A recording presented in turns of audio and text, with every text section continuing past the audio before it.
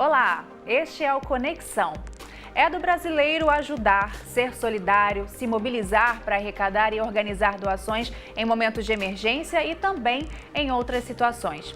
O Instituto para o Desenvolvimento do Investimento Social e o Instituto Gallup pesquisaram e descobriram que 46% da população brasileira faz doações a instituições sociais.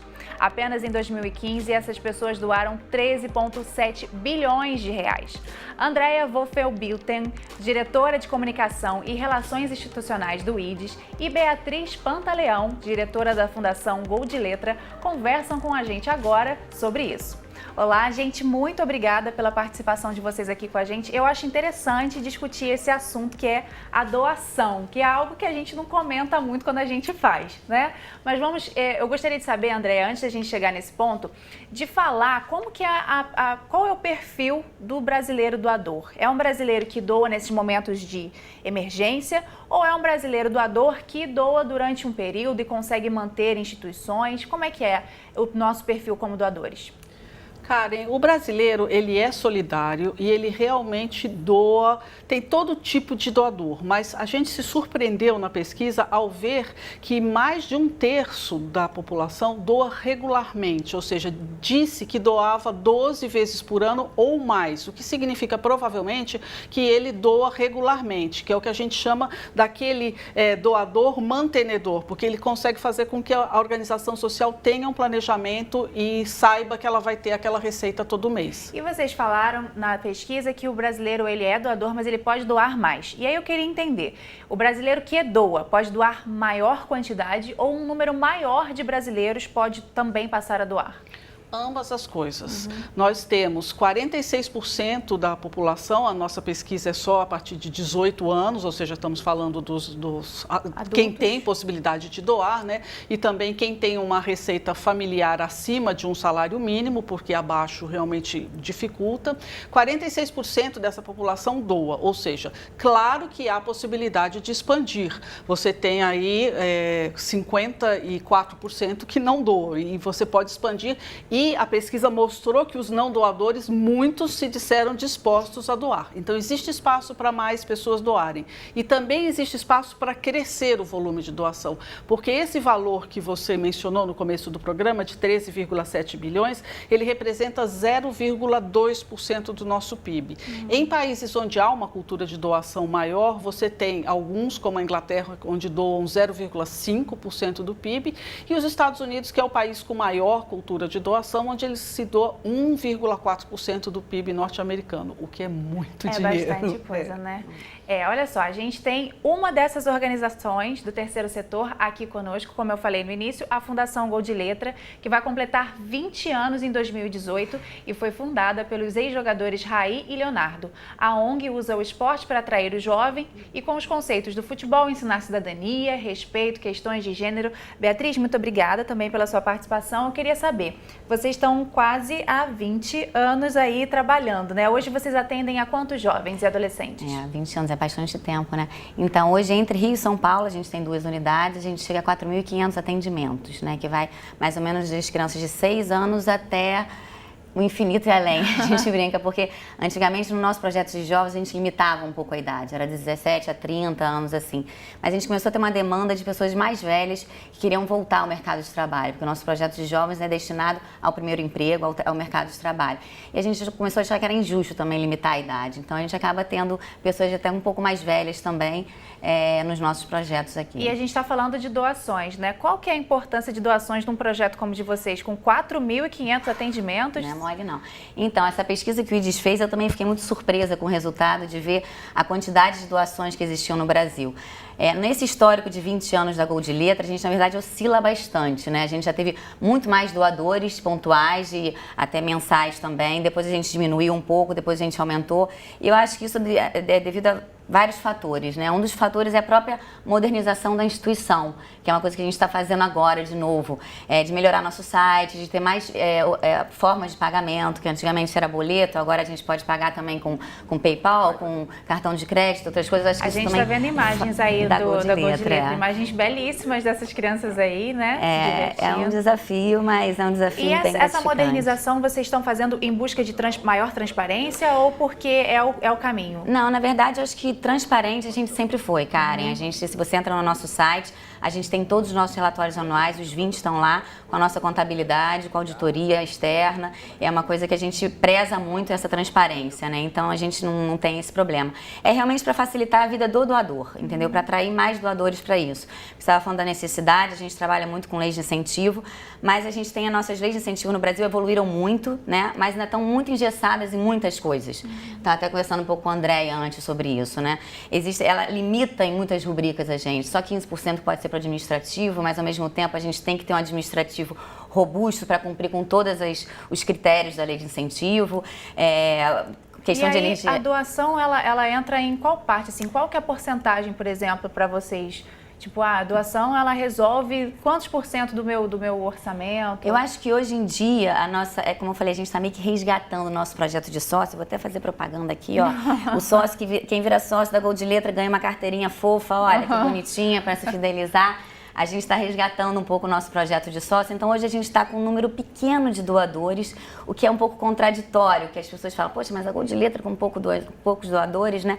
Mas é que a gente está nesse momento de... Deixa eu mostrar aqui que foi muito rápido, ficou todo mundo curioso, né? Olha só a carteirinha, pode falar, o número está pequeno de doadores. O número está pequeno de doadores, mas eu tenho certeza que a gente vai aumentar. E é muito importante para a gente, justamente para a gente preencher esses gaps que ficam pelas doações que vêm através de lei de incentivo, através de patrocínio direto também. Hoje o nosso número de doadores deve corresponder a uns 5%, só um pouco da nossa despesa total da Gold Letra. E Andréia, como é que vocês enxergam através da pesquisa, assim, existe realmente a necessidade de criar essa cultura da doação? Você falou, né, países que têm a cultura da doação, o Brasil ainda está caminhando para esse objetivo, então, de ser um país doador? Como eu disse, a gente tem uma cultura de doação, mas é uma cultura de doação própria com as nossas características. E o que a gente percebeu na pesquisa é o seguinte, o brasileiro, ele é um doador que ele vê um problema pontual, ele se sensibiliza com aquilo, ele quer ajudar, então ele contribui com uma organização ou contribui com alguém, mas ele não tem uma consciência do poder transformador daquela doação. Ele enxerga mais como uma coisa, um paliativo para um problema que ele está enxergando, do que aquela doação, ele pode decidir o que ele quer transformar na sociedade, talvez ele não consiga transformar sozinho, mas existem organizações que estão trabalhando para fazer essa transformação, e a doação dele é a expressão desse desejo dele. Como vocês enxergam que é possível fazer com que o brasileiro enxergue a longo prazo, né?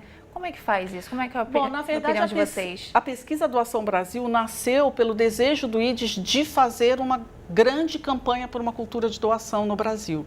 Só que quando nós demos esse passo de fazer a campanha, percebemos que não haviam dados que retratassem realmente o comportamento e o pensamento do doador. Então nós demos um passo atrás, fizemos a pesquisa Doação Brasil, agora nós temos e estamos nos preparando para lançar no ano que vem uma grande campanha por uma cultura de doação, fazendo esse convite. Reflita sobre qual é a sua causa, o que você quer transformar.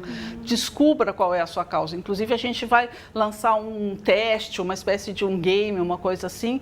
Eu digo, vamos lançar se a gente também conseguir os recursos necessários para fazer. Nós estamos, nesse momento, em plena ação de captação de recursos para a campanha. E, Beatriz, a gente vendo, né? Você falou, 5% e tal. A importância desse doador é enorme para você, né? Assim, talvez dando mais publicidade ao que vocês fazem, você acredita que o doador, ele se anima mais, ele chama a atenção dele para isso? A gente sempre, um recurso que a gente gosta de usar muito é convidar o doador a ir na Gold Letra, né? Eu falo para ir lá para ver a criançada com a mão na massa. Isso faz toda a diferença. Agora, você conseguir fazer com que ele chegue lá, você tem que romper muita barreira, né? Para E conseguir chegar. Vocês também têm essa barreira, por exemplo, das pessoas pensarem, poxa, é uma fundação que foi criada por 2 ex-jogadores muito bem-sucedidos, eles talvez não precisem tanto da minha ajuda. Vocês passam por isso? A gente passa.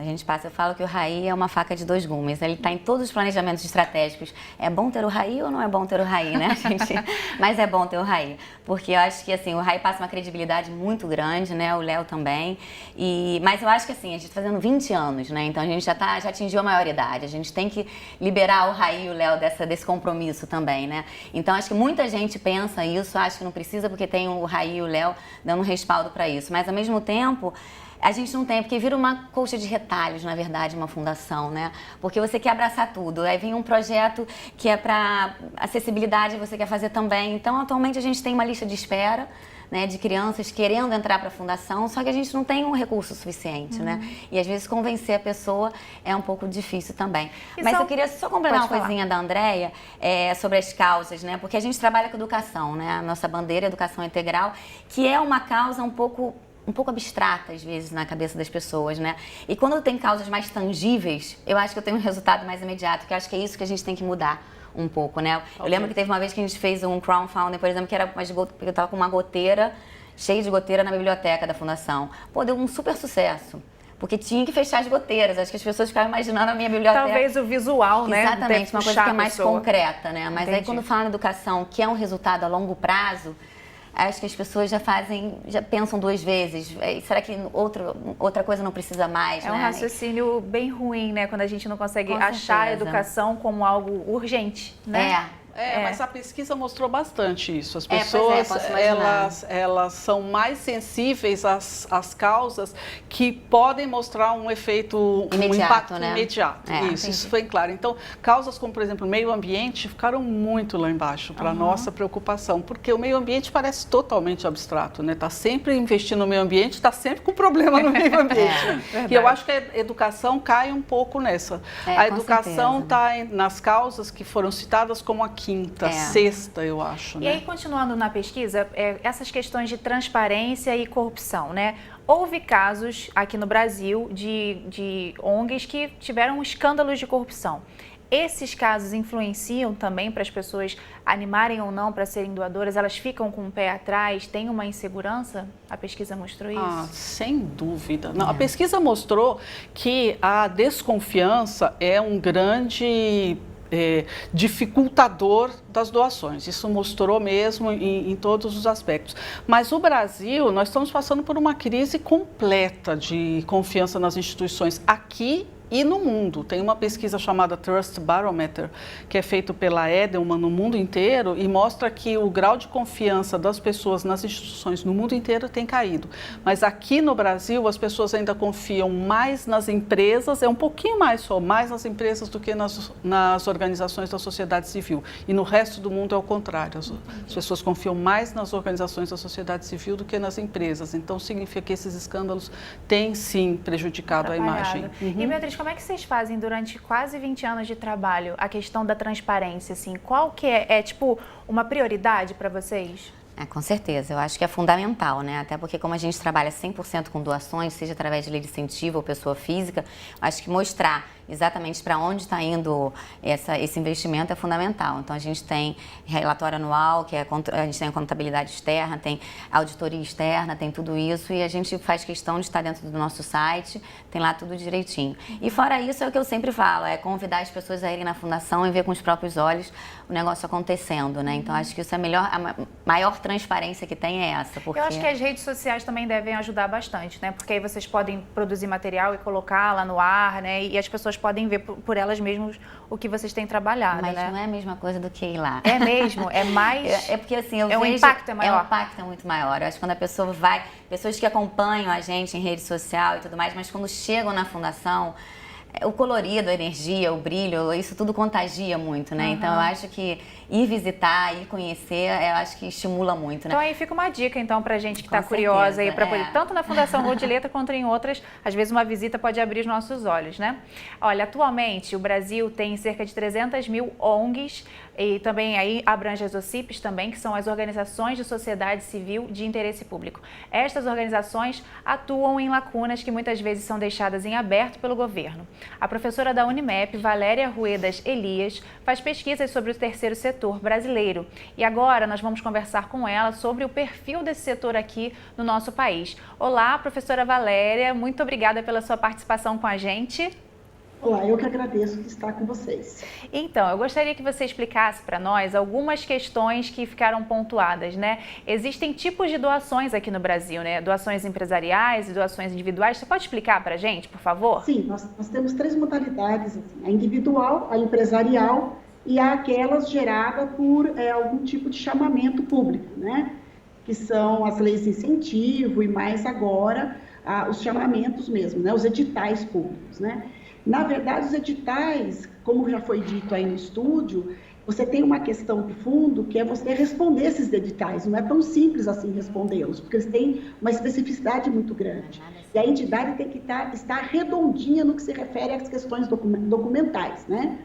No caso das doações empresariais, a gente precisa trabalhar um incentivo maior dessas doações, né? Ou seja, chegar às organizações jurídicas e verificar como que elas podem estar abatendo o seu imposto, então incentivá-las a partir também de um ganho para elas, né? Que não há nenhum problema nisso na minha percepção, né? E também as doações individuais, como foi dito aí também, a questão da tangibilidade da causa. Então a gente precisa descobrir qual é a causa que as pessoas estão dispostas a doar naquele segmento, né?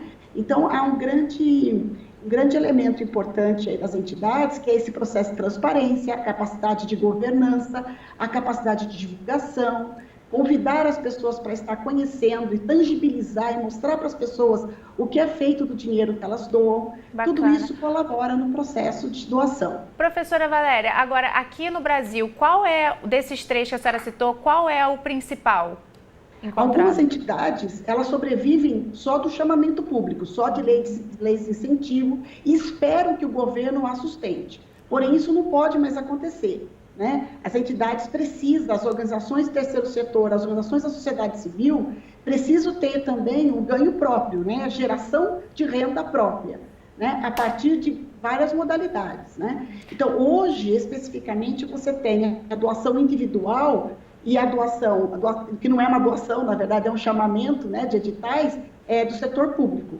né? Muitas organizações do terceiro setor são sustentadas por chamamento público. E a senhora pode explicar para a gente, assim, rapidamente, eu sei que tem vários detalhes, né? Mas a diferença entre a ONG e a OCIP, porque a gente sempre ouve de ONG há muito tempo, mas as OCIPs também estão chegando aí. Quais são as principais diferenças? Na verdade, todas elas são organizações da sociedade civil, né? Ou seja, são organizações que são organizadas pela sociedade civil. A OCIP é uma modalidade que ela precisa de certificações, tanto municipal, governamental, quanto federal, e ela tem algumas questões do tipo assim, ela pode remunerar a diretoria, né? Coisa que, por exemplo, a ONG tem um pouco mais de dificuldade. Entendi. Sendo assim, você consegue profissionalizar. Né? Profissionalizando, você consegue dar uma resposta melhor para a comunidade, onde aquela ONG está envolvida, aquela OCIP está envolvida, aquela fundação está envolvida, né? Então, a OCIP ela tem essa característica de poder remunerar, de poder ter uma característica mais de negócio social. Ela tem mais possibilidades, então, né? E na sua opinião, quais seriam os passos para poder criar essa aura mesmo, assim, esse pensamento de que a doação é importante no Brasil? Olha, a primeira coisa, você tem que ter uma capacidade de governança das organizações do terceiro setor ou das organizações da sociedade civil. O que eu quero dizer com isso? Tem que ter uma transparência, uma prestação de contas bem feita, né? E principalmente conseguir aglutinar pessoas com relação à sua causa. Então não dá para você ficar a todo momento, vou usar um termo não muito bom aqui, mas atirar para todo lado. Você tem que encontrar o seu nicho aquelas pessoas que queiram lutar pela sua causa, né? Pela causa a qual você defende, né? Então, é muito importante que as organizações sejam profissionalizadas, não no sentido que ela vire empresarial, não é isso, né? Ela tem que ter uma causa, tem que defender aquela causa, ela tem que ter um apelo social muito grande. Mas ela precisa ter uma administração bem feita, planejada, para que as pessoas tenham confiança. Eu acho que a palavra-chave é confiança e reputação. É isso que a gente estava falando aqui, né, André, que o grau de desconfiança é grande, né, e a gente precisa de que esse des aí saia, né, que a confiança cresça. Eu queria só terminar, professora, aqui, você desse para a gente um panorama geral de qual que é o perfil das nossas organizações. Eu falei que são cerca de, ou mais de 300 mil pelo país, né, qual que é mais ou menos o perfil da maioria das nossas organizações? São que buscam a educação, que buscam, sei lá, a profissionalização?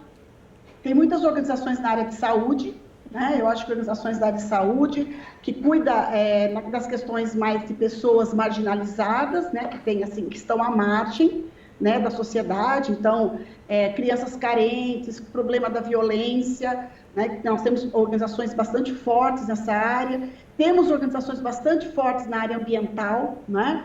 Mas boa parte das organizações, ela trabalha muito com a criança e adolescente. A gente percebe que essa área é uma área que cresceu muito, né? Consequentemente, os recursos também acabam sendo divididos, por isso que é importante as organizações terem uma clareza de lutar pelo recurso da comunidade a qual ela atende, porque aí você consegue mostrar aqui você veio. É óbvio que tem organizações que já ultrapassaram esses muros, né? Então, por exemplo, algumas organizações que trabalham especificamente que nem a Alana já ultrapassou esse muro, que trabalha com a questão da publicidade de produtos infantis, a questão do Sou da Paz, a questão da própria Greenpeace, né? São organizações que já ultrapassaram esses muros da comunidade.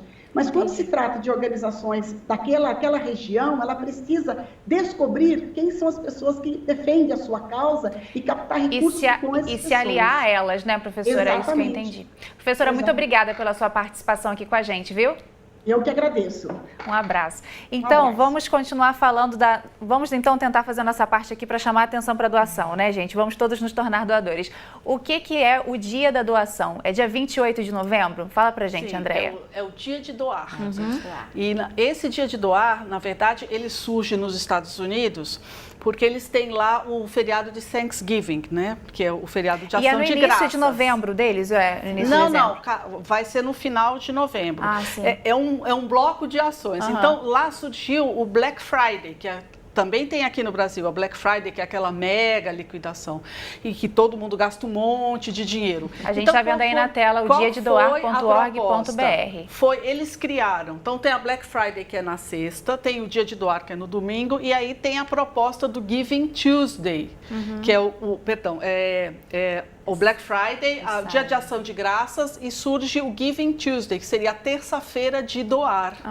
Então a gente trouxe para o Brasil como dia de doar. A gente não trouxe como terça-feira de doar, porque nós não temos essa sequência de feriados lá. Mas na verdade é a ideia, já que você gastou um monte de dinheiro no Black Friday, então guarda um pouco de dinheiro para você doar na terça-feira seguinte, que cai exatamente nesse ano, no dia 28 de novembro. E essa é a proposta, que seja um dia de doar. Você já gastou dinheiro no Black Friday, você já fez ação de graças e agora vamos contribuir com a sociedade. E aí basta escolher, né? Vocês vão ter uma iniciativa também no dia de doar, então, né? Esse ano é o primeiro ano que a Gold Letra está entrando realmente forte no dia de doar. E a nossa ação vai ser o seguinte, cara, inclusive eu vou estar lançando ela aqui com você. A gente vai escolher algumas madrinhas, alguns padrinhos para serem nesse dia de doar da gente. Então, você está escolhida para ser minha madrinha. Oba, já sou madrinha, gente. Dia de doar. Deixa eu mostrar aqui o dia de doar, então. Aqui tem uma explicaçãozinha do que você vai fazer. Sim, pode deixar que eu vou ler tudo. E nesse dia, você vai ganhar no seu kit madrinha 5 kitzinhos assim, ó, que você vai arranjar 5 pessoas para no dia de doar ganhar uma fitinha rosa e ajudar a Fundação Gold Letra. Ai, que bacana. Então, ó, no dia de doar vai ter todo esse movimento aqui, ganhei um certificado, ainda tenho que conseguir 5 amigos para também ajudar Na a verdade, Fundação vai Gol ser de uma Letra. fitinha que vai estar escrito Fundação Gol de Letra, dia de doar, mas não deu tempo de ficar pronta. Mas Tá no dia de doar ótimo. vai estar pronta. Tá ótimo. Essas iniciativas é que tem, essas que são essa que é a ideia, né, André, de que aconteçam iniciativas, né? Eu esqueci aqui de mostrar, gente, eu quero mostrar a pesquisa Doação Brasil, que é sobre o que a gente conversou aqui durante esse programa. Pesquisa Doação Brasil com todos esses dados, a gente consegue ver isso na internet, né, esses resultados? Consegue, Andréia? se você entrar no site do IDES, que é www.ides, Tá na tela aí tá pra na você. tela.org.br. Se você descer um pouquinho, já tem o link aí, Pesquisa Doação Brasil. Você bacana. clica aí e vai para uma página que tem todos os dados sobre a pesquisa, todas as informações, os gráficos completos. E eu quero mostrar também aqui um outro material do pessoal da Gol de Letra, que é este livrinho, que é uma graça. Posso folhear? Não posso? Mostrar aqui por dentro? Tem todo um material. Isso aqui acontece todo ano? Vocês produzem todo ano? Esse ano, esse aí é o Gol de Letrinhas 9, esse ano já vai sair o 10. O 10 já está no forno e é um trabalho, um resultado concreto aí do resultado das crianças. É uma coletânea do que eles trabalham ao longo do ano, né? Quem quiser mais informações sobre a Gol de Letra também, basta acessar o site, Também, né? Vocês inclusive têm, né? nossos Gols de Letrinhas também estão lá no site. Como é que é Gol de Letra? .org.br. A gente vai colocar até o Instagram aqui na tela também para vocês verem, quem quiser ajudar. Eu acho que, em resumo, a gente está terminando, né? Nosso tempo já está acabando. Em resumo, a gente quer trazer, então, esse incentivo, né, Andréia? Faça um incentivo, então, pessoal, para a gente terminar. Se torne um doador. Dia 28 pode ser, talvez, um pontapé inicial, quem sabe? Dia 28 é um pontapé inicial para quem ainda não se envolveu com uma doação.